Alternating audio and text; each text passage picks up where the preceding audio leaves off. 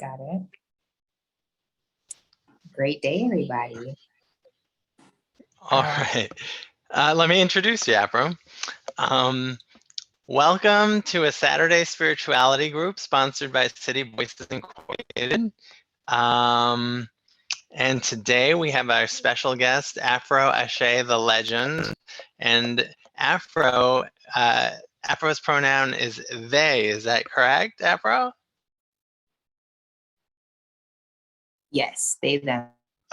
Okay, so they are going to do a presentation for us, and hopefully we'll learn a little bit about Qigong and meditation, and maybe a little bit about Aphrx's life, because Aphrx is a legend now, and Aphrx is has a business that helps the music industry, and they will tell you all about it. Go ahead, Aphrx. I'm Aphrx Ashé The Legend. Pleasure to meet all of you. Technical dress code issue. So I'm here to do a mindfulness practice with all of you.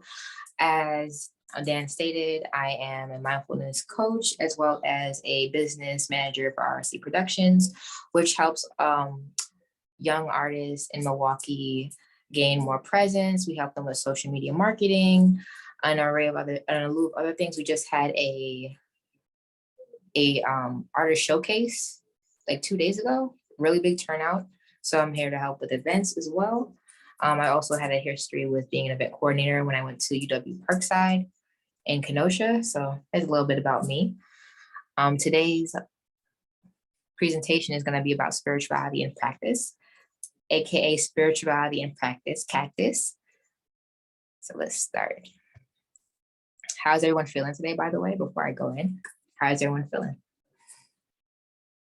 Feel free to unmute your mics or comment in the Zoom chat. There's a little chat box right there.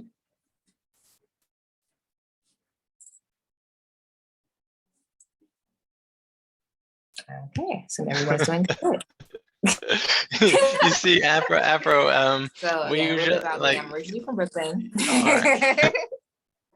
Well, I'll speak up, okay? No one else is. Yeah, I'm just getting used to being back in the United States, and then we head off to New York to look for housing next week. So got a lot going on. I'm feeling very energized and in a lot of transition. Okay. All right. Thank you for sharing that. Yes. Anyone else? I'll give some time.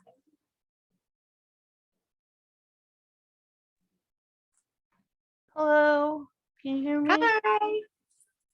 Hi, I'm Gabby or Gabrielle, and just rejoining this group after a while. So, but I'm doing well. So thanks. Thank you for sharing that. Thank you for tapping in.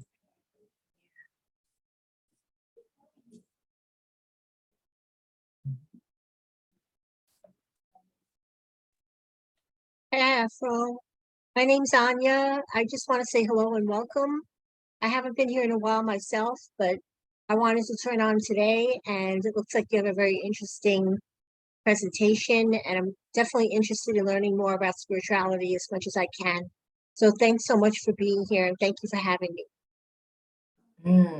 Thank you for saying that and sharing that. Thank y'all for having me. I mean, I wouldn't be here without y'all, so thank you. Aphrx Ashé The Legend. I look at the name, I thought, my goodness, I'm looking forward to the presentation. I'm gonna just kind of mute myself and chill, but just to introduce myself, my name is Aisha Kareem, and I'm a volunteer with NAMI. Hey, NAMI, I love me some NAMI. Thank you, Aisha. Seems that we had someone comment. Hi, Kate. It's nice to be here. Thank you. Okay. Thank you, Kate. Katie or Kate? You, Kate. Much love.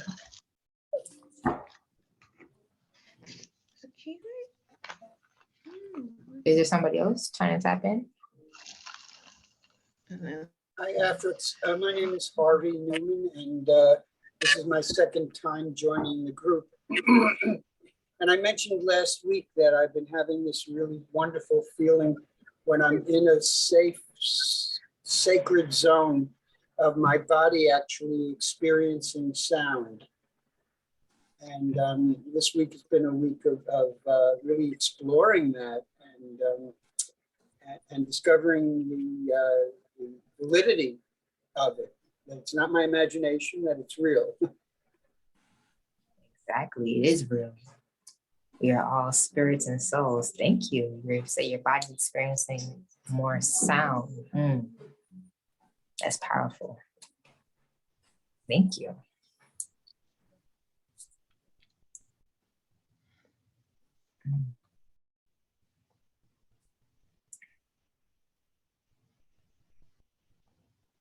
Is anyone else going to tap in, or do we want to get started?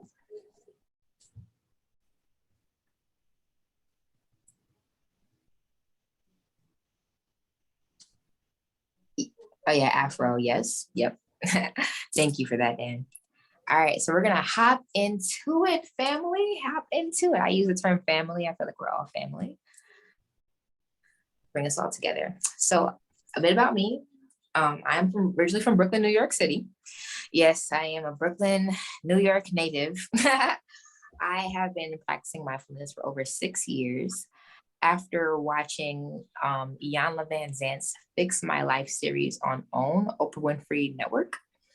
It was an episode, I can't remember the nature of it, but I remember feeling like she was a very powerful woman and very avid spiritualist, pure spiritualist, not the spiritual that I grew up around, because I have a background as a Jamaican, and most Jamaicans are Protestant Christian, as well as Rastafarian.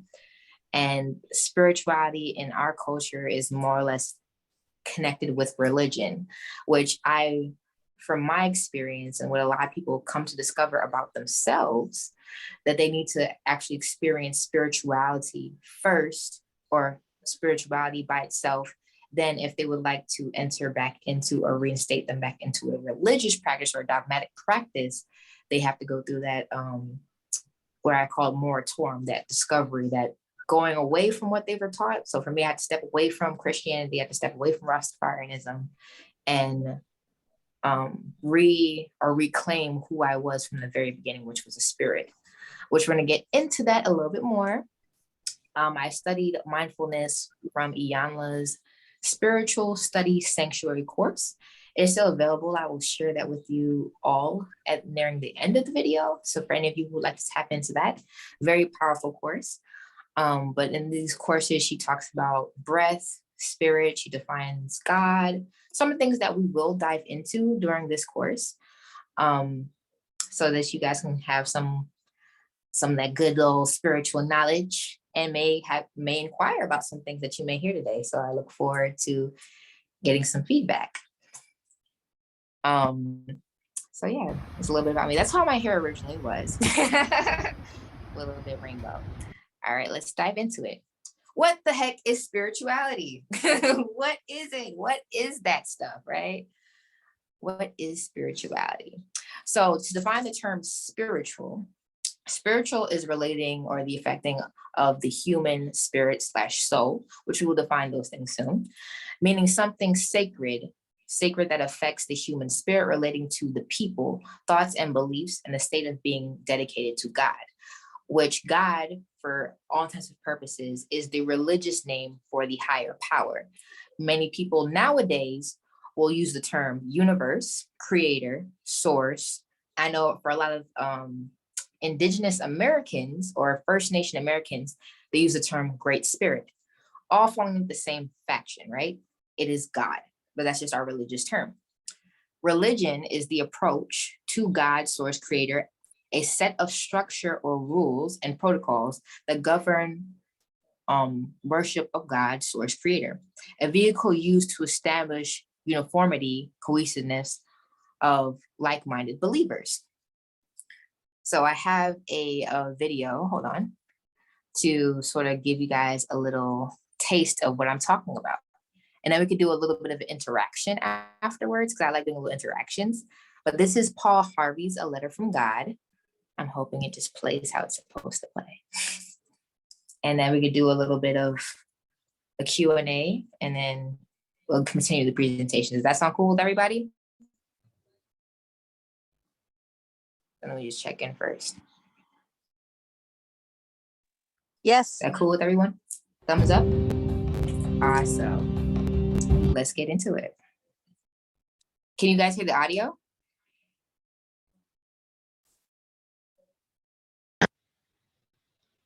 I heard some music.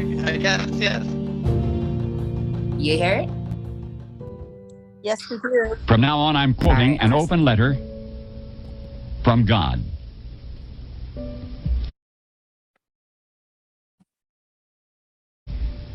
My dear children, and believe me, that is all of you, I consider myself a pretty patient guy. I mean, look at the Grand Canyon. It took millions of years to get it right. And about evolution, boy, nothing is slower than designing that whole Darwinian thing to take place, cell by cell and gene by gene. And I have been patient through your fashions, your civilizations, wars and schemes, and the countless ways that you take me for granted until you get yourselves into big trouble again and again. I want to let you know about some of the things that started ticking me off. First of all, your religious rivalries are driving me up a wall. Enough already. Let's get one thing straight. These are your religions, not mine. I'm the whole enchilada. I'm beyond them all. Every one of your religions claims that there's only one of me, which, by the way, is absolutely true, but in the very next breath, each religion claims that it's my favorite one, and each claims its Bible was written personally by me, and that all of the other Bibles are man-made. Oh, me. How do I ever begin to put a stop to such complicated nonsense? All right. Listen up now. I am your father and mother, and I don't play favorites among my children. Also, I hate to break it to you, but I don't write. My longhand is awful, and I've always been more of a doer anyway. So all of your books, including those Bibles, were written by men and women. They were inspired men and women. They were remarkable people, but they also made mistakes here and there, and I made sure of that so that you would never trust a written word rather than your own living heart. You see, one human being to me, even a bum on the street, is worth more than all of the holy books in the world. That's just the kind of a guy I am. My spirit is not an historical thing. It's alive right now, as fresh as your next breath. Holy books and religious rites are sacred and powerful, but they are not more so than the least of you. They were only meant to steer you in the right direction, not to keep you arguing with each other, and certainly not to keep you from trusting your own personal connection with me. Which brings me to my next point about your nonsense. You act like I need you and your religions to stick up for me or win souls. For my sake, please don't do me any favors. I can stand quite well on my own, thank you. I don't need you to defend me. I don't need constant credit. I just want you to be good to each other. And another thing, I don't get all worked up over money or politics, so stop dragging my name into your dramas. For example, I swear to me that I never threatened Oral Roberts. I never rode in any of Rajneesh's Rolls Royces, and I never told Pat Robertson to run for president. And I have never, ever had a conversation with Jim Baker or Jerry Falwell or Jimmy Swaggart. Of course, come Judgment Day, I certainly intend to. Now, the thing is, I want you to stop thinking of religion as some sort of a loyalty pledge to me. The true purpose of your religions is so that you can become more aware of me, not the other way around. Believe me, I know you already. I know what's in each of your hearts. And I love you anyway, with no strings attached. So lighten up and enjoy me. That's what religion's best for. What you seem to forget is how mysterious I am. You look at the petty differences in your scriptures and you say, well, if this is the truth, then that can't be. But instead of trying to figure out my paradoxes and unfathomable nature, which, by the way, you never will, why not open your hearts to the simple common threads of every religion? You know what I'm talking about. Play nice with each other. Love and respect everyone. Be kind. Even when life is scary or confusing, take courage and be of good cheer, for I'm always with you. And learn how to be quiet so that you can hear my still small voice. I don't like to shout. Leave the world a better place by living your life with dignity and gracefulness. For you are my own child. Hold back nothing from life. For the parts of you that can die surely will, and the parts that can't won't. So don't worry. Be happy. I stole that last line from Bobby McFerrin, but who gave it to him in the first place? Simple stuff now. Why do you keep making it so complicated? It's like you're always looking for an excuse to be upset. And I am very tired of your main excuse. Do you think I care whether you call me God or Yahweh or Jehovah, Allah, Waka Tonka, Brahma, Father, Mother, even the void of Nirvana? Do you think I care which of my special children you feel closest to? Jesus, Mary, Buddha, Krishna, Muhammad, or any of the others? You can call me and my special ones any name you choose, if only you will go about my business of loving one another as I love you. How can you keep neglecting something so simple? No, I am not telling you to abandon your religions. Enjoy your religions, honor them, learn from them, just as you should enjoy, honor, and learn from your parents.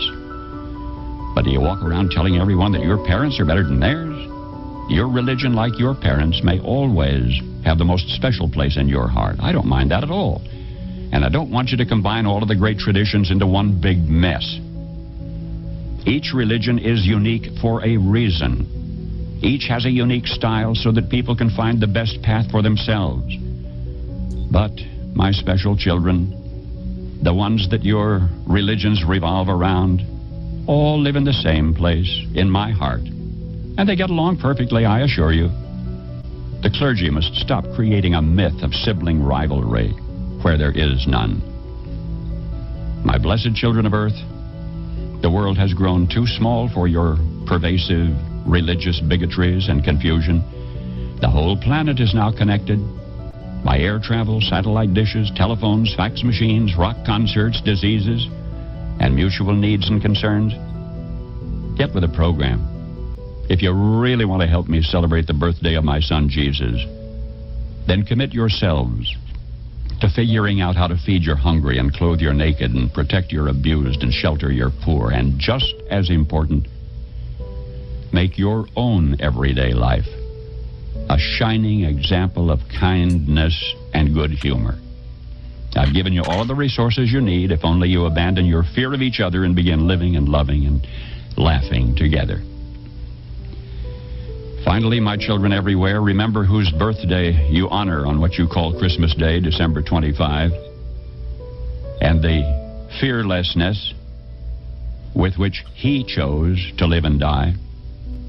As I love him, so do I love each of you. Now, I am not really ticked off. Not really. I just wanted to grab your attention because I hate to see you suffer. But I gave you free will, so what can I do now other than try to influence you through reason, persuasion, and a little old-fashioned guilt and manipulation? After all, you know, I am the original Jewish mother. I just want you to be happy. And I'll sit in the dark. I really am, indeed, I swear, with you always, always. Trust in me. Your one and only God. Yes, so that was Paul Harvey. All right. Now that we're back in business, how does everyone feel? Turn this up a little bit to hear you.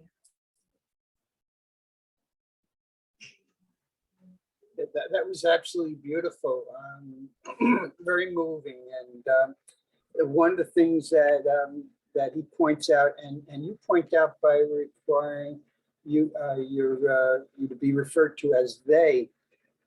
Just a few years ago, the LGBTQ movement got me to think about God and what to call God for a pronoun, and I came up with they also. Because if you know the Bible, the first introduction to God with a name is Elohim, and that's plural. So I've always wondered, what does that mean? Are there many gods? Are there many, many, many gods? Or, and that's what LGBTQ has taught me, that God is both male and female, and therefore they is a proper pronoun. Yes. Ooh, beautiful, beautiful. Yes, yes. Okay. Thank you. That is very true. Thank you, Harvey. And we're gonna dive into like the law of gender in a little bit as well. Does anyone else have any feedback as well? I love that. I really love that.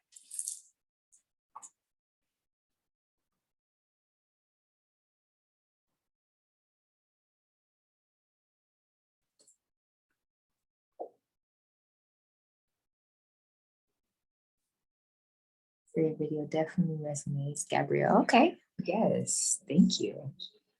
I'm glad you felt that. Oh, let me move this away. All right. So as it was stated, does anyone else have anything to say, by the way, before I carry on? All right. Seems like everyone said they have to say. Yes. So I put spiritual and religion separate on purpose because spirit is the acting, moving presence of God, that God, right? Let me put this back in presentation form. And the soul, which is the I am, is us, right? The individual aspect of God, which is the we, the I, the he, the she, the they. What animates us is spirit. The way we animate is the soul, right? So God's, like how I mentioned earlier, in First Nation American culture, or what we call Native American culture, some cultures revere God as the Great Spirit because there is only one spirit, right? That we are all connected to. But the way in which we demonstrate the nature, the characteristic, the behavior of God is the soul. Does that make sense for everybody?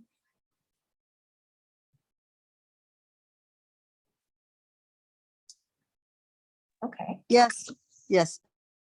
awesome. Could you explain different from spirit? What's the difference between spirit and soul? Soul is what we would revere as God, right? God is in everything. Omnipresence, omniscience, omnipresence being everywhere. Omniscience being all feeling. Omnipotence means in everything. So God in all aspects is in everything, everywhere. That is the spirit. The soul, which is the individual aspect or expression of God, is the human being. So for example, let's say you guys know me as someone who's very mellow, very down to earth in nature, and then you have somebody who's more temperamental in nature. But that person who's temperamental in nature is still of God. They're just the soul. Their soul is more temperamental than mine, but they are how God is being shown. It may not be like how I'm demonstrating God as a jovial, down to earth person, but that is still an aspect of God because of his nature. Does that make sense? So how we animate, how we are, like think about personality. Like let's sum it up. The soul as a personality is how we are. Like there is no one who is just like me. And there is a person who, how do I say, there's no one that's just like me. I am an aspect of God, but I am not God per se, because I'm not everywhere, all places at all times. God sees all, we see from our lenses as human beings. Does that make sense?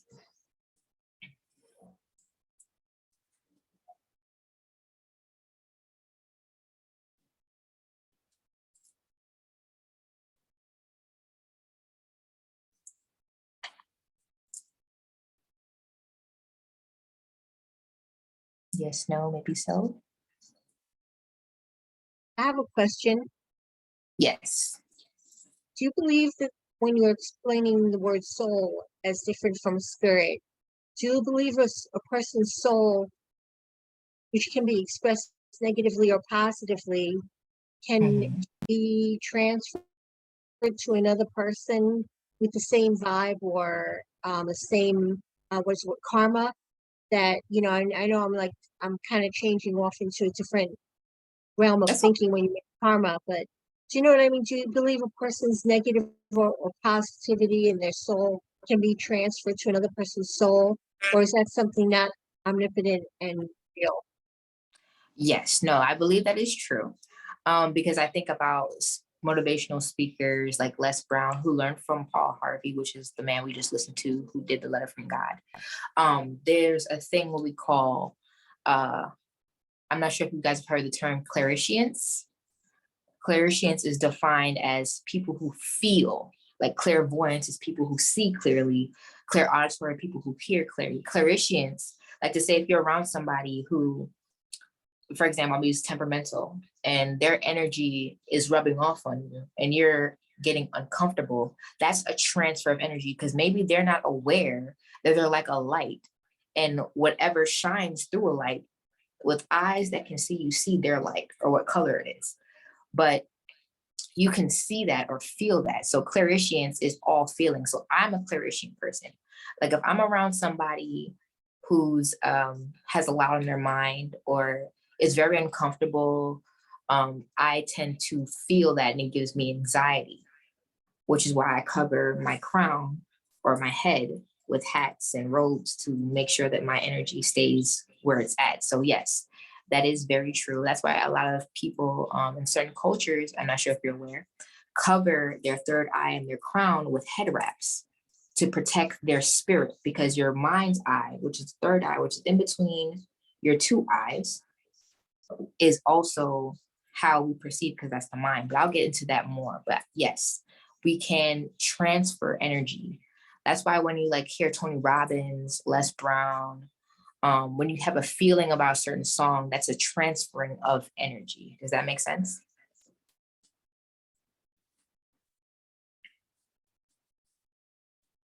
Makes a lot of sense. Thank you. You're welcome. Awesome. So before we get into any more of the educational stuff, I definitely want to tap in and have us do a little bit of mindfulness practice. Oh, nope, that's and then we're gonna get into the mind. So let me stop screen sharing for a while. Stop broadcasting. Let's tap back into Zoom, because I have to be physically in front of you. Hey y'all. So is everyone in a comfortable position? Yeah. So for this practice, I'm going to ask that everyone have their back straight as possible. If you have any ailments or anything that would impair your back, I would say just as straight as possible, comfortable. You could, for this exercise, you're welcome to lay down, you're welcome to stand, and you're welcome to sit, but nothing crossed. So if legs are on another leg, uncross them. If hands are together, uncross them, to be fully present in the moment, because we don't want energy tying itself up. I'm gonna give you guys a couple of seconds to adjust yourselves. Okay, so we're gonna start off with, is a bit of breath work. We're going to do what I call 7-7-7 breathing. And then we're gonna do what I also call the DMT breath, which is gonna get us down. I will instruct you. I will count to 7. And for the first count of 7, we're breathing in, then we're holding for 7 seconds. And then we're releasing the breath through pierced lips like so for 7 seconds. If you pierce your lips, you're able to breathe out for the full 7 seconds, okay? All right, so we're gonna start on the count of 3. 1, 2, 3. Breathe in. 1, 2, 3, 4, 5, 6, 7. Hold. 7, 6, 5, 4, 3, 2, 1. Breathe out. 1, 2, 3, 4, 5, 6, 7. And relax. right, we're gonna do that 6 more times. 7, 7, 7. All right, let's begin. Breathe in. 1, 2, 3, 4, 5, 6, 7. Hold. 6, 5, 4, 3, 2, 1. Release. 1, 2, 3, 4, 5, 6, 7. Relax.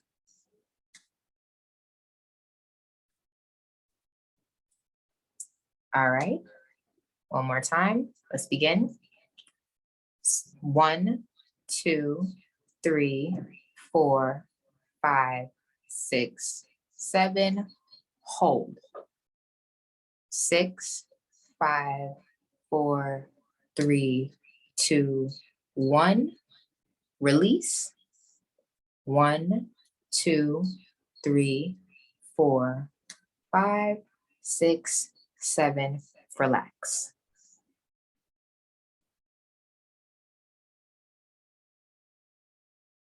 All right, let's begin again.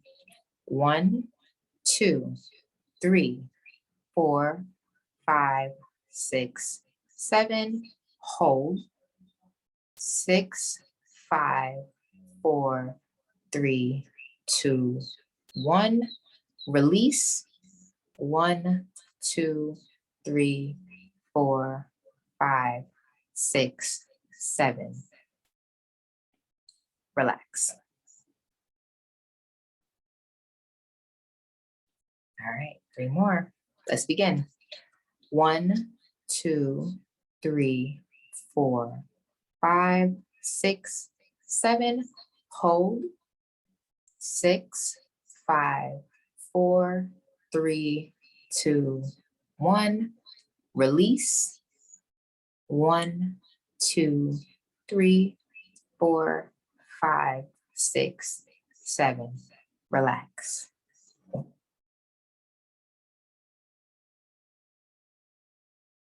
All right. 1, 2, 3, 4, 5, 6, 7. Hold. 6, 5, 4, 3, 2, 1. Release. 1, 2, 3, 4, 5, 6, 7. Relax.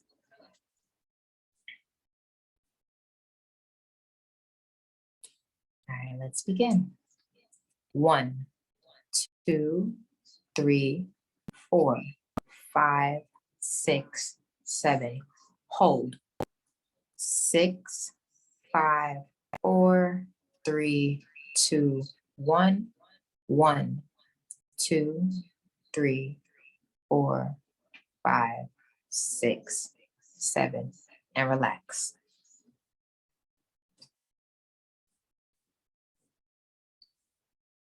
All right, last round. Now let's breathe in. 1, 2, 3, 4, 5, 6, 7. Hold. 6, 5, 4, 3, 2, 1. Release.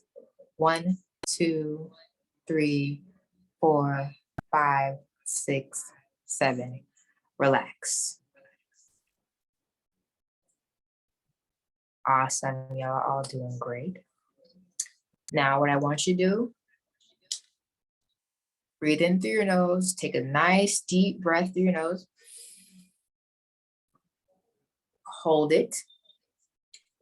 Hold, hold, hold. Keep on holding. Open your mouth. Take in more breath. Hold it.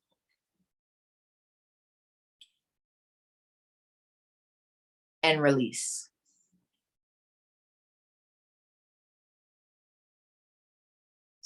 All right, one more time. Soak in all the oxygen. Take in a nice deep breath.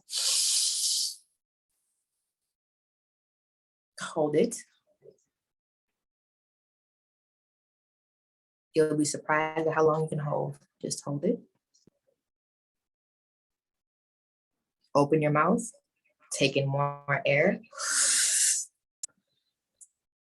Hold.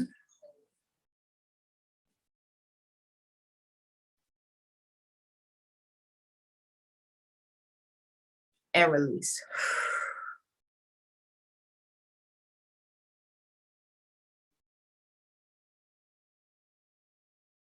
Just relax into the silence.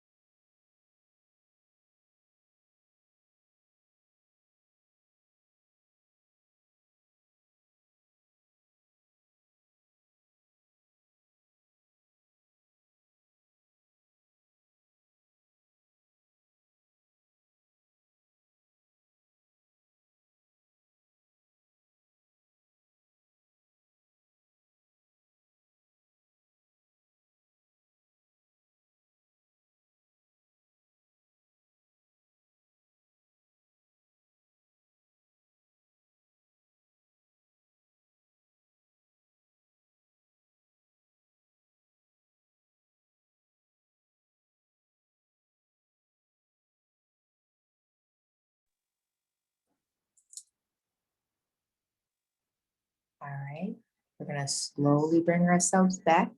Wiggle your fingers, wiggle your toes. And when you feel ready, you may open your eyes.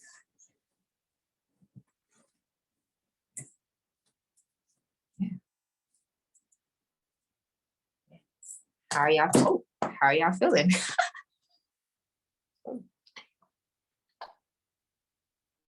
Feeling good, I presume?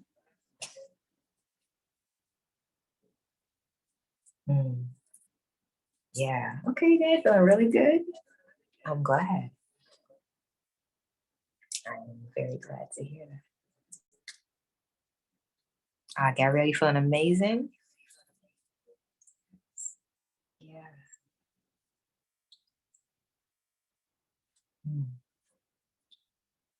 That is the power of the breath and a little bit of mindfulness in between.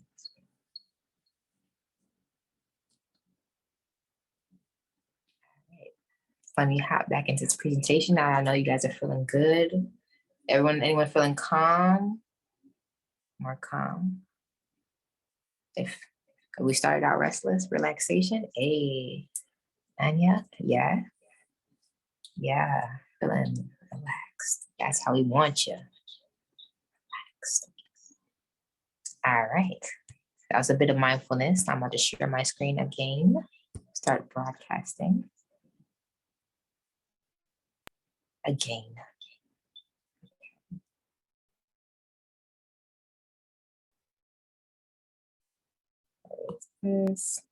So that was a bit of mindfulness for y'all. Let's see, presentation, please start. No technical issues happening to the source. For any of us who may have a religious background, I know some of us were taught that the breath of life is what God's gift to us, or the creator, the source, spirit, however you feel comfortable relating to higher mind. Breath is our first gift. If you ever feel tense, feel anxious, you can always come back to the 777 breathing, which you do it 7 times. There's also a thing called 4 square breathing, which you do 4 seconds in, 4 second pause, 4 second release. 4 times. And those are ways you can re-calm your spirit. And also the, what I call DMT breath. Natural DMT exists in our body by just holding the breath for a little bit and soaking in more oxygen and then releasing it will naturally give your body that DMT that it needs. So let's get into the mind and the GOD. The mind is the tangible, invisible aspect of the brain. We have 2 types of minds, right? I'm pretty sure some of you have heard the ego, which is, I was taught, easing God out, which is our fear-based mind.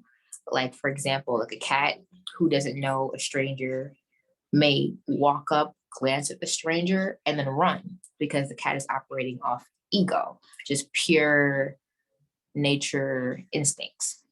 Then there's the higher mind, aka God mind, the imaginative or creative mind, which is, hey, let me just investigate, inquire, really feel this experience out before I make any judgment, right? That's the higher mind. So we all operate off both. I don't believe there are too many people on the planet that operate higher mind. I won't say that there are none because this is a spiritual world, which means anything is possible, right? But for most part, most humans operate both off higher mind and ego. God, again, is the religious name or title of the infinite, invisible, or higher power. Defining God. Why is God usually referred to as He, which we talked about this a little bit earlier? The mind as a creative force is masculine, not that God is a man. God is all genders and no genders, but God is not human. God's life is in all things, people, and places. So I'm not sure if any of you have heard of the practice called Shintoism, but Shintoism is more prominent in Japan. It is the belief that life exists in all things. So like the towel you use to clean yourself in the morning, someone crafted that. Life exists in it. Like God exists in everything. So you give respect, homage, you take good care of the things that you see, you feel, you experience, because life exists in all things, not just the things that breathe, but also the things that we create. That's one. Oh, then we got a YouTube. So before I get into this, because this will also be a short YouTube video for my mentor. Hopefully it doesn't cut too much in our time, but this is to talk about how we relate to Source and how we relate to God and how it actually is a reflection when we're attracting certain people into our life. Let's say we're attracting people who have, like, for example, a lot of money, or we're attracting people who are who lie too much. All those are aspects of how we think we are in the world, right? So when we so when we are relating to other people, we are actually showing people how we interact with higher mind, which will be explained in this video. Presentation. There you go. This is a bit of a longer video, but I'll cut it out a little bit just to be mindful of time, because I planned for an hour and a half and I'm like, the arse. Get up, got a problem, don't know how to solve them. Get up, motivation, a source of inspiration. Get up, to make it to the end, you know you gotta fight to win. So watch the R spot, it'll fix your problem. Get up, get up, get up, get up. Hey, hey, only on the R spot, yeah. Welcome to the R Spot, the place we come to discuss all things about all kinds of relationships, because our goal is that we have loving, healthy, fulfilling relationships in all areas of our lives. And that's why I wanted to talk about today's topic, our relationship with God. Oh, don't get scared. I'm not going to go all religious on you, but I think it's important that we understand how our relationship with God impacts all of our relationships. Because, see, the only relationship that you're ever having is the relationship you're having with yourself. And that is a function of your consciousness of and your relationship with your source, your creator, or what we call God. How you see yourself, relate to yourself, treat yourself, how you hold yourself within yourself is a function of your relationship with, your ideas about, your learning and concepts, and your judgments of your source, your creator, or God.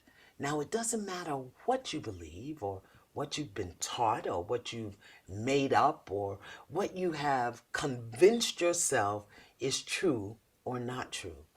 You have a source. Something or someone created you. That something or someone sustains the life within you. It's an energy, and that energy is divine and eternal. Now, some call it God, others call it infinite spirits or infinite mind, but it's your life force. And your relationship with that energy shows up everywhere, but specifically in your relationships. Just think how you see yourself in your relationship with God will determine the kinds of relationships you attract, the people you attract, and how you behave in your relationships is based on what you expect from that relationship. It's a function of everything that you've learned about God, your judgments of God, and your experiences with God. And I know for some people, they weren't even taught about God. They weren't taught anything about their source, their creator. I call it God, you call it what works for you.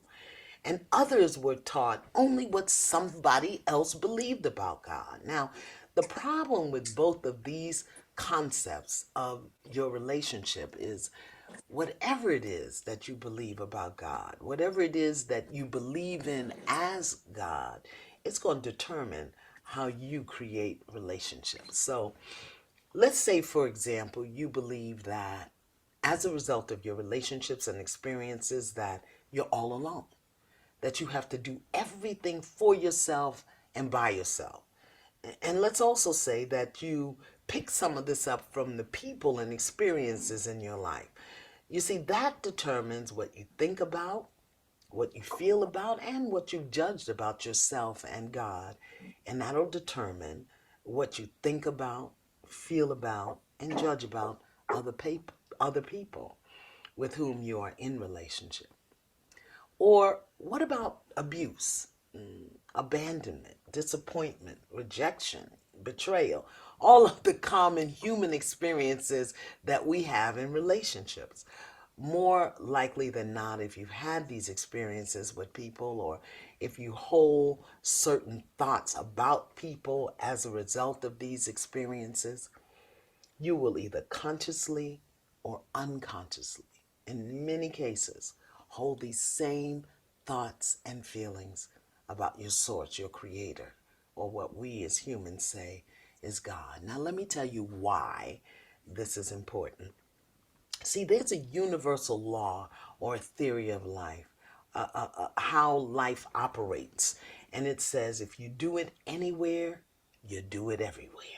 If you do it anywhere, you do it everywhere. So, beloveds, whether you believe it or not, whether you mean to or not, whether you're conscious of it or not, what you do to people, what you think about people, what you feel towards people, what you hold against people, you also think about, feel about, judge about, hold about, and against God. Why? Because we as humans have a tendency to give God human characteristics. While the good book, the scriptures say we are made in God's image and likeness, we have a tendency to make God in the image and likeness that we hold of other people. So if you don't trust people, you might have trust issues with God. If you're critical of other people, you may also be critical of God. if you lie to people, if you withhold from people, if you're suspicious of people or codependent on other people, trust me when I tell you, this will also be an operation in your relationship with God. Why? Because as human beings, we are all manifestations and representations of the same creative force and source and energy of life. Doesn't matter how we behave, we still have that divine spark within each of us. All of us do. Now, I know. The ego is now freaking out, telling you this is wrong, I'm crazy, and reminding you of everything everyone has ever done to you or against you that has nothing to do, you think, with your beliefs about God. I know someone, or maybe many someones out there, actually believe that because of what you have experienced in life and relationships, there is no God. Or perhaps God doesn't care about your business, and that life force that we call God has nothing to do with you. Well, I just want to say this. It's all God.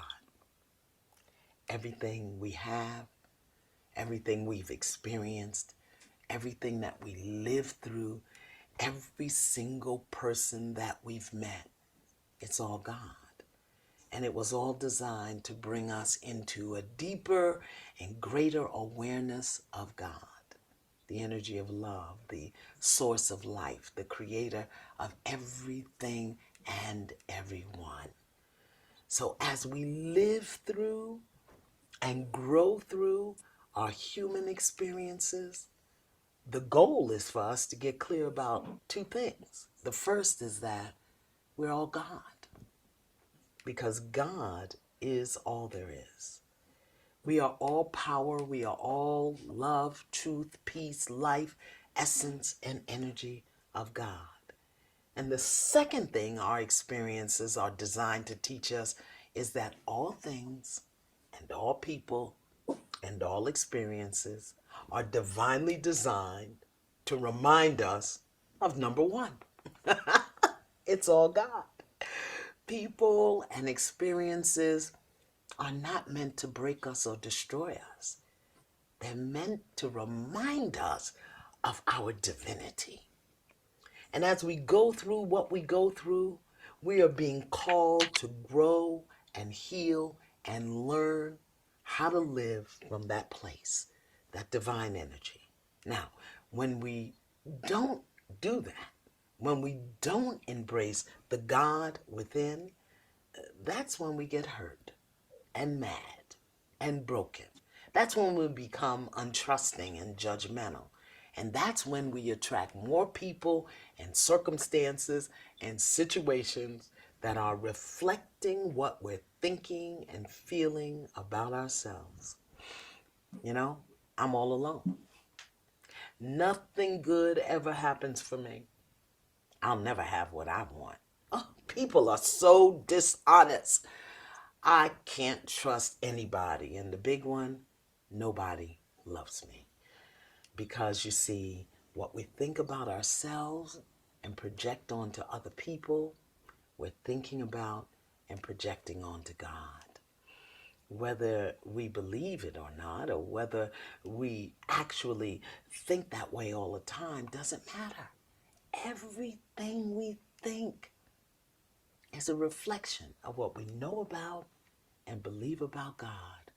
And we're always being called to shift and change in that relationship. Now, let me make this practical, because I can hear you.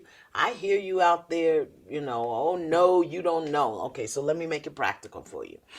Let's say you fall madly in love with someone. You give them your heart and maybe even some of your money. You commit yourself to that relationship and that person, because in your mind, this is it. They are the one. They are the bringer of your joy, the keeper of your heart. And this goes on for, let's say, months or years, until the day you find out that that person has lied to you, cheated on you. Maybe they have misappropriated funds and money that you gave them.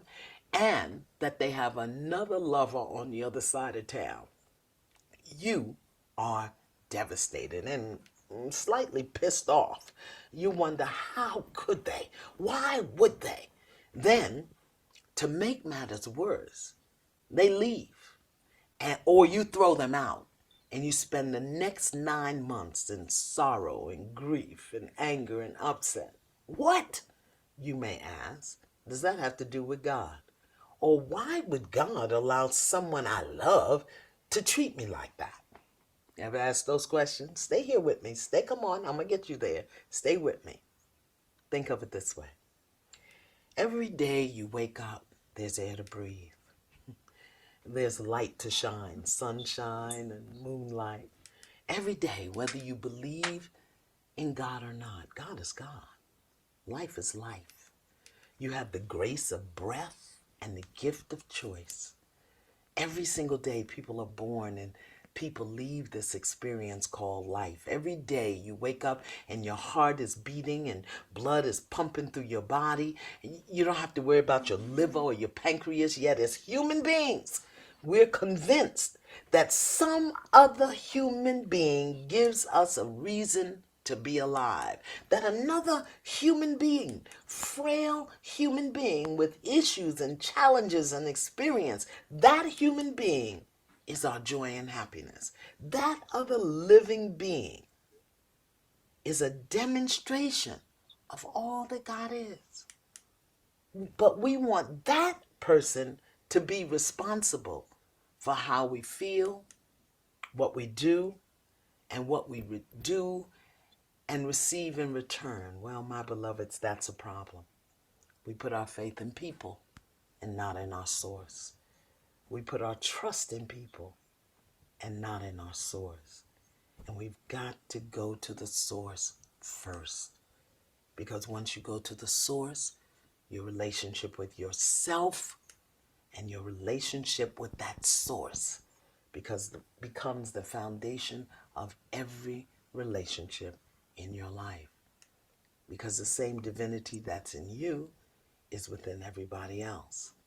But how you relate to your source is going to determine who and what you attract. So, I know we don't want to hear this, but looking for someone else to make you happy, looking for someone else to take care of you, looking for someone else to give you what you want or desire will rarely turn out well, because those are the things that must come from your source. Now, that doesn't mean that you don't get to give and share in relationships. That doesn't mean that when you're in relationship with somebody that there won't be gifts and joy and surprises. But what it does mean is that once you recognize that that person is a function of your source, that everybody is a function of your source, you'll begin to attract people and relationships that reflect back to you what you think and feel about God, your source, your creator, because you'll be vibrating at a much higher level. And what you believe to be true about you and about God, you're going to attract more of that. And when you are a living, breathing, walking, talking demonstration of the source, the creator of your life, no matter what happens to you or around you, you'll be able to find and see the good that you can grow through. Now, on the other hand, if you allow people and relationships to break you, make you angry, hold you hostage, diminish and demean you, you'll attract more of that, because the lesson there is to remember who you are and stand in your divinity. You'll think that these things are happening because of the other people. Nope. My encouragement to you is this. Begin to build, to cultivate, to grow a better, more loving relationship with yourself. And you'll grow and develop a better and more loving relationship with your source, your creator, God. And that will establish the pattern and the structure for all of your relationships. Now, how do you do that? How do you do that? How do you build a better relationship with God? Same way you do with people. Spend time. Silent time with yourself. Quiet time with yourself. Ask yourself deep and probing questions about who you are. Correct your judgments and criticisms of yourself. And as you do, you'll begin to feel your connection with and your presence of the Creator growing within you. That Creator, that Source, that's what we call God. Now, this takes time, it takes patience, it takes faith, and it takes trust. But what I've discovered is this, that until you get right in your mind and in your heart with God, you're destined to find and meet the same people and experiences over and over and over. Why? Because it's all about you, boo. How you see yourself and hold yourself within yourself. It's a reflection of how you see and hold your source, your creator, what we call God. Now, think about these things. And I invite you to post your questions and your comments on the R-Spot Facebook community, because this is deep. And we really got to get this one right, particularly as we move into a new year, a new energy. How you see yourself and hold yourself within yourself is a reflection of what you believe about yourself. And what you believe about yourself is a reflection of what you believe about God.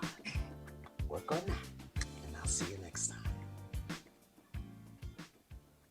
Be sure to sign up for my mailing list at yumla.com, because I've got a new book coming out in 2018, and I'm going to be on tour for the first time in 16 years. I want you to know when I'm coming to your home.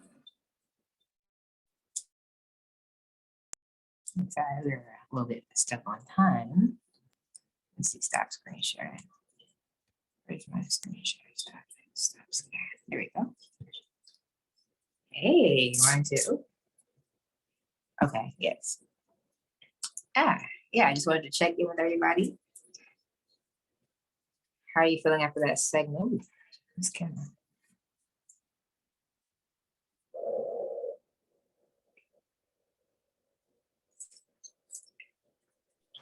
Well, that was amazing, Afro. What I'm getting in touch with for myself is about, and she didn't mention it specifically, but I think she talked around it, but the idea of unconditional love to yourself, to others, to God. And what I'm starting to recognize is that unconditional loving actually leads us to unconditional living. That the conditions of life are simply what happens, and how you respond to it is really the question. If you respond to it that it's bad, it will be bad. If you respond to it as good, it will be good. And if you respond to it simply as it's information for your moving forward in life, then that's also great. But without judgment, without the need to qualify it and to think that conditions have to affect me. They don't. Right. They only do if I let them. So thank you, Afro. You're welcome. Thank you for that. Anyone else?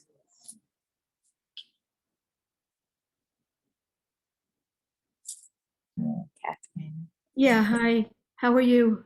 I'm doing blessed. Thank you very much. That was very beautiful. I just posted, if you could send the link to that YouTube video so I can see it again, I would appreciate it. And you know, it's very deep. It's just so, it's very true, and it's calming because there's a lot of us chitter chatter in our heads sometime with ego and everything going on. and that, you know, the source is, it's conducive to making us happy, finding our own joy, and then sharing it with other people. Yeah. Yeah. Oh, that was good. That was good. Thank you. I think it's also important not to give ego a bad rap. Ego is Right. here for a purpose. And many teachings put ego down. Ego is an essential part of us. And to be without ego is different from transcending it. I definitely agree. Post that in the link for us real quick. Yes, and I think both of you are on the same track when it comes to like what you receive from the video and also how our relationship are with the source. Gonna piggyback off what Harvey said. Yes, ego. There is the negative ego. There is the ego, and then there's higher mind. Ego definitely shouldn't get a bad rap because the ego is trying to protect us. Like even the analogy I used about a cat earlier, the cat is moving because it's trying to protect itself or protect its body. Not just because he thinks his human's going to do something, but just because this protection, like I don't know this thing, I'll move away from it. Which is also its discernment, right? So yeah, I love that. I love what you said also too, Catherine. Like, how we relate to ourselves. It is supposed to be a feel-good feeling for us when we are connecting to the source, when we are praying or in silence or talking to ourselves, our inside child, like you said. But continue. Yeah, I wanted to say and add this because it's, I think the thing is it gets distorted. And, you know, we get, depending on what messages we have internalized, that's when we have to, I guess, through, you know, trying to learn or become more aware of what may have wounded us or whatever, to understand that the ego is very important. Yes, it's true. We need ego, but we do not need the chitter chatter of people who have taken that and distorted really what we think about ourselves or what the origin of the ego, what its purpose was. If you can't hear it, if you can't hear that protection, you know, you may have a father or someone who says, you know, the best thing to do is to walk across the street, you know, without looking. And they always, oh, just don't worry about it. You keep thinking about that, but you're not protected really then. I don't know. It's you have to be aware of that, I think. Yeah, definitely be aware of the ego. Because like she said in the video, I love your beautiful point. So thank you for sharing that. Because like I said, there's a negative ego, right? An ego that will be taken from the things that we were taught. Like if someone was taught, I know a lot of earlier women in the earlier times were taught like, you know, if you're not leaving the house with a man, you're probably not going to be safe. And they're operating off that paradigm. Oh, if I don't have a man by my side, I can't go out past 7 o'clock or I can't hang out with my girlfriends. The idea that men are this danger or that the world is this danger without a man to their side, right? Which is why a lot of people got married a lot for the idea of safety, right?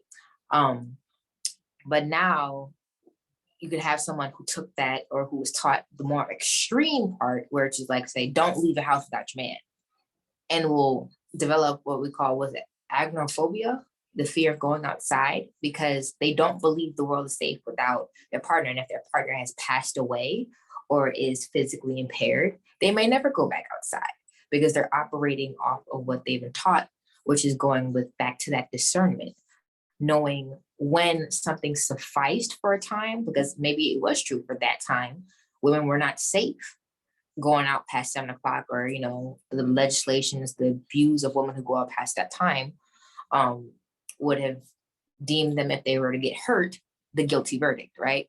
But now with the level of awareness and the level of understanding that we have, like, you just respect people, period. You know what I mean? Don't matter if she's going out 12 o'clock at night, should no one touch her or touch them, right? respect, which is now a development, which is higher mind. Like, okay, you shouldn't harm anybody regardless of their gender. It doesn't matter if they're going out to have fun, sort of mind your business, let them mind theirs. You know what I mean? So that's like discerning between like that ego, because there could be just a belief like, okay, I know I may not be probably safer than I would be if I was going out at 12 o'clock a.m., not a.m., p.m., but I'll go out with my girlfriends or my friends at night, and it'll be a thing. So definitely using discernment, because we are individual expressions of the creator, right?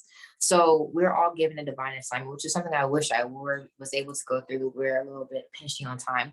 And I want to use this last couple minutes for interaction, because I was going to go into spiritual practices like prayer, meditation, silence, and defining those things for us, but maybe next time. But it's definitely something to be said for how we operate and what our assignment is. Like for example, like when she talked about people in relationships, I would use the example of people who maybe pass and they happen to be young in age, right? They serve some purpose. Like Trayvon Martin was the catalyst for us to have a racial conversation about injustice, unfairness, with the concept of talk being race as it pertains to Black people. That was a catalyst for a bigger conversation, right? That was the higher mind conversation. Now there are people who are just, they were just upset about it, period. But there was a catalyst for a higher mind conversation, a catalyst for healing for our nation, our country to some form of aspect. So it's about how we view and what we were taught about the things. And some things we have to learn ourselves, because thinking back to the analogy about parents only know what they know based on the information they were given at the time. So if your parent was taught that eating oranges every morning at 6 o'clock is going to prevent cancer, and then you end up with cancer after doing that, you may be upset with them, but they only knew what they knew at the time. So we have to learn when things that we are taught, whether that be relationships, religion, cultural things, from the people that we love and respect or hold in high favor, is sufficient to their experience. We still have our own. Does that make sense?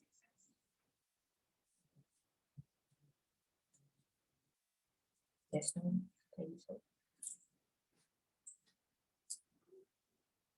It makes sense. Awesome. So I'm in agreement with everybody here. Again, I didn't I didn't probably type this right, but what I wanted to offer everybody here is just a difference in perspective. Personally, I know you guys don't know me. I don't know you, but I know I love you because you're a human being on this planet, and God is love. Those are one of the synonyms for what God is. God is love. And even though I don't personally know you from anywhere, I can still love you. I have the right to love you. And I feel the same way, vice versa. So for me, I wanted to offer this love and this different perspective, because I know everyone has different life challenges. Everyone has different, are in different realms of their life. Being in New York, I know there's a lot going on there, originally from there, but just to remember that it only takes a breath. It only takes, hey, I did something that really made me feel good, and I want to tap back into something like that. Because with one thing I will be very forward and tell you is with prayer is every thought that we think, but going down in prayer, traditionally you would have our hands open, have our hands together, however you'd like to pray, is our communication with source. Meditation is how we hear the answers from our higher mind. So usually what I would do is after meditation, we pray, or before meditation, we pray, but with set intention, whatever you'd like to pray for. Usually how I would pray is to give thanks for this moment here now, give thanks for everyone that appeared here, give thanks for all the people whom and which you've interacted with that led you to this moment now, to protect them, to give them white light, to bless them, give them gratitude, all these good things that I would like to also receive, but I would love to give them to my fellow brethren, my fellow family members, right? And activate that, right? And then enter into what we call silence or stillness, which again, during another class, I'll get into the difference between silence and stillness and why silence is the gateway to stillness, but we'll get into that one day. But all is connected, right? We could tap into this stillness, this calmness, no matter where we're at. Just doing some breathing in, breathing out, and then just being still for a moment. Some of us, and I don't know, I mentioned this, I believe, just before the class, some of us, we get scared when we get into the silence or the meditation, because we don't always get these positive thoughts, right? Where our ego is like, dude, like, this is not what I was taught about, right? And all the things that we may not like to see, hear about our deepest feelings about ourselves will come up. And that's okay. The greatest thing about going into the class or meditation is that it shows us how we feel about ourselves, creator, and other people, by revealing how we think when we have nothing, we don't have our technology on, when we're not trying to distract ourselves with our phone, how we generally think.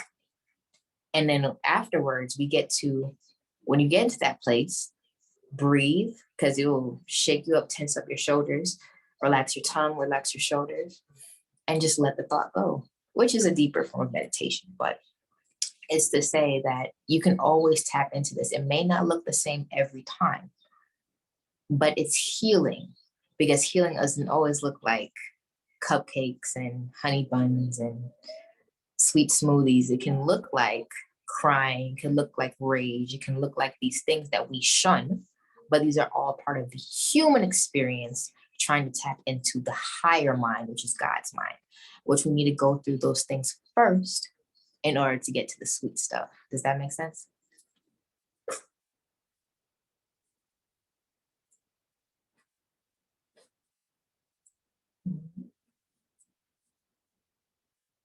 I assume that does. So yes, yeah, I just want to be conscientious of time. I know we have 3 minutes. Are there any takeaways? I know that was supposed to be the end of the presentation when I asked about takeaways, but are there any takeaways? I know Harvey and Catherine spoke on some that they've experienced throughout this experience. Does anyone else have anything to take away, or maybe you have more to say or feedback?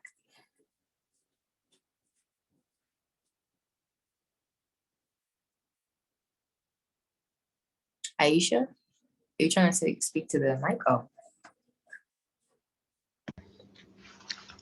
My hat's off to you. I thought it was so cool, the presentation. Like, I couldn't believe some of the things you were saying. It was interesting. I pray to God. And for me, I believe he's a spirit, but a lot of Christians refer to him as the Holy Spirit. But in the past, Christians would refer to that same person as the Holy Ghost. Mm-hmm. It wasn't something I really thought about till I said it and heard my voice on the tape. But they prefer Holy Spirit than Holy Ghost, but they're talking about the same person, you know? Yes, ma'am.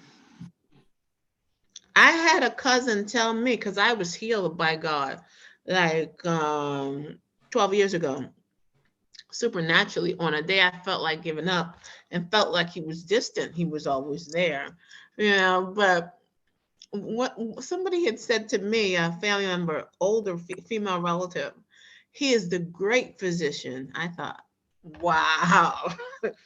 You know, when I heard a voice like on the other end of the phone say he is the great physician, I couldn't believe how it sounded when she said it.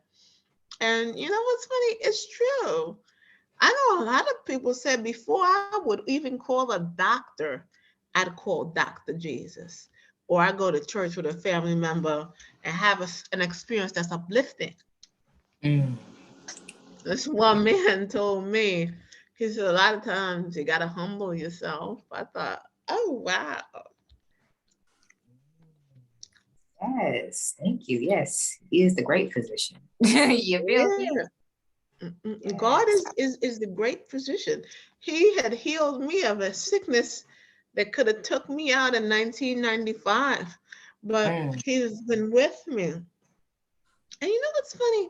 Sometimes too, difficult experiences. If had I not that peace from the Lord, I don't think I would be able to sleep as well. I don't think I would have made it this far without him. It would be a different book without his divine intervention. I tell you that much. Divine It, intervention. Oof. it's just been better because I feel safe with him.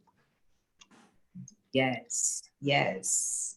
The quality of relationship with God has increased, so the quality of all your relationships have increased as well. I'm hearing. But I refer to him as Jesus. I pray. I always try to, Yes, coming ma'am. from a past as a child where I went to Muslim school, and then my mom just didn't want anything to do with the religion after I was like 10 years old at the time. Excuse me, 9 or 10. But I always felt the presence of my higher power, and I respect him enough to always like try to think of him too. I express gratitude, I pray, and I try not to do anything that would displease him. I try to be mindful of that, Tomorrow I plan on going to church. I went last Sunday, and I have fellowship in the church with other people. But get this, I'm a vegetarian. Okay, okay. I'm selective about what I eat. Sure. Mm. Yes, yes, ma'am. Mhm. Thank I you. lost Yes. about 50 pounds. I had gained 100 pounds over the time I had been on medication. It took my weight up. And when I stepped on the scale, my all-time heaviest, I was 176. I mean, 276. And then I weighed myself today. I was 226. So I'm 50 pounds down. It's the weekend. I'm looking forward to just being able to relax and enjoy myself. But I congratulate you, Aphrx. It was Ash. It was just great. Yes. Aphrx Ashé. Test. Yeah, the Aphrx Ashé. Testing. Can you hear me? Yes, yes, I can, Dan. I can hear you loud and clear. All right. So if Afro, could you cut the video and then we'll just like close out? Okay, for sure. Let me it's my phone right here. Where is that record button? Stop recording.